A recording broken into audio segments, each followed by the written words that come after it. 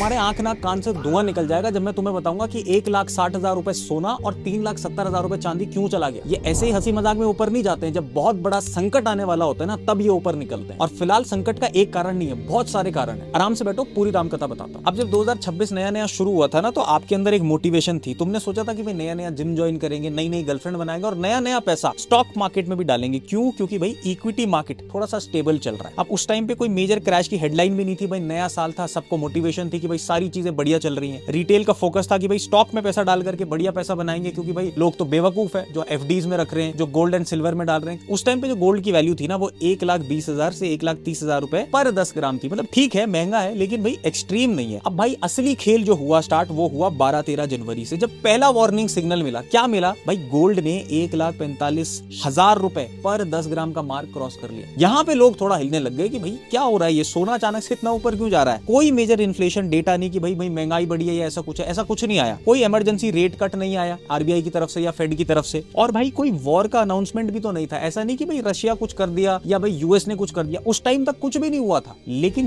यहां से ही कंफर्मेशन आ गई थी एक समझदार इन्वेस्टर के लिए कि भाई गोल्ड जब मूव करता है ना तो चीज खराब हो चुकी है इसलिए मूव नहीं करता, खराब हो सकती है उसको पहले ही पता चल जाता है। अब असली खेल जब लोगों को समझ में आया वो जियोपॉलिटिकल स्ट्रेस था जो मिड जनवरी 2026 में स्टार्ट हुआ है। क्या हुआ था? जो हमारे ट्रंप ताऊ हैं, सठियाए हुए आदमी, इन्होंने क्या किया, टैरिफ का थ्रेट दे दिया यूरोप को। क्यों दिया? क्योंकि ट्रंप को चाहिए था भैया अपना खिलौना ग्रीनलैंड। उसने बोला अगर ग्रीनलैंड नहीं दोगे तो मैं तुम पे टैरिफ लगाने वाला हूं। अब मार्केट्स को लग गया कि भाई ये तो अनसर्टेनिटी है, बुढ़ा सठिया गया, ये कुछ भी बोल देगा और मार्केट में स्टॉक्स ऊपर नीचे करने लग जाएंगे। तो यहां से ट्रेड वॉर की टाइमलाइन दिखने लगी, लेकिन गोल्ड को पहले ही पता चल गया। अब जब फाइनली ट्रंप का बयान आया कि भाई 10% टैरिफ 1 फरवरी से यूरोप के लिए जो उसने बोला है और 25% टैरिफ 1 जून से, यहां से जब सारी चीजें खराब होती हुई दिख गई, अब गोल्ड गया 1,55,000 रुपए पर 10 ग्राम। अब यहां से सबको समझ आने लग गया कि भाई मेजर खेल खराब हो सकता है। ग्लोबल इक्विटीज वॉलेटाइल हो गई, मतलब ग्लोबल शेयर मार्केट तो ऊपर नीचे करने लगे। भाई एफआईआईज ने क्या किया, अपना रिस्क एक्सपोजर कम करना शुरू कर दिया। उनको थोड़ी भाई अपना पैसा गंवाना है हजारों करोड़ों रुपए। और कैपिटल पता कहां शिफ्ट हुआ? क्योंकि अगर कोई बंदा हजारों करोड़ों रुपए निकाल रहा है तो वो अपनी जेब में नहीं रखेगा, वो कहां डालेगा? गोल्ड में डालेगा, सिल्वर में डालेगा या फिर यूएसडी करेंसी के अंदर डालेगा। और बहुत सारे बुद्धिजीवी लोगों को पता क्या लग रहा था कि फेस्टिवल की डिमांड है, शादी वादी का सीजन है और भाई रिटेल बहुत घुस गया इसमें, इस वजह से ऊपर जा रहा है। बट असली कारण वो नहीं थे। और आने वाले टाइम पे दोस्तों इस गोल्ड के ऊपर नीचे से ना इंडियन मार्केट्स भी आपको अफेक्ट होते हुए जरूर दिखेंगे, क्योंकि इंडिया ना बहुत सेंसिटिव है ग्लोबल रिस्क फ्लोज से। और अपने दोस्तों को बताओ यार शेयर करके कि ये सिर्फ एक गोल्ड की रैली नहीं है, कोई बहुत बड़ा संकट है और जब तक वो संकट पता चलेगा बहुत सारे लोग बर्बाद हो चुके होंगे। आपको क्या लगता है कि गोल्ड यहां से अभी और ऊपर जाएगा या फिर बस हो गया और चीजें यहां पर स्टेबल हो जाएंगी?